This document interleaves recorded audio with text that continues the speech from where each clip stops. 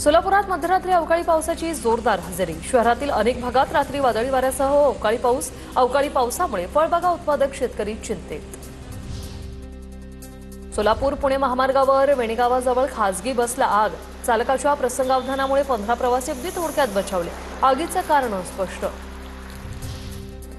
पाण्यावरून बाप लेकाला बेदम मारहाण। बीडच्या गेवराई तालुक्यातील तलवाडा परिसरातील घटना। मारहाणीत बाप लेक जखमी। तलवाडा पोलीस ठाण्यात मारहाण करणाऱ्या तिघांविरोधात गुन्हा दाखल। नाशिकच्या सटाणा शहरात चोरट्यांचा वावर वाढला। सटाण्यात बंद घराचे कुलूप तोडून 1.25 लाखांची चोरी।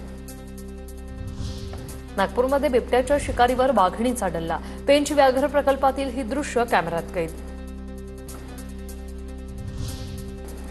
साताऱ्यातील कराडमध्ये शासनाच्या कृषी विभागाची खरीप हंगाम पूर्व आढावा गट सभा ही संपन्न। आमदार अतुल भोसले आणि मनोज घोरपडे यांच्या उपस्थितीत शेतकऱ्यांचा सन्मान।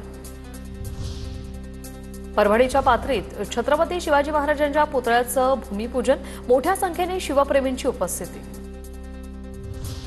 रत्नागिरी शहरातील हायटेक बस स्थानकाच्या इमारतीचं लोकार्पण। एमआयडीसीच्या माध्यमातून उभारण्यात आला निधी। परभणीच्या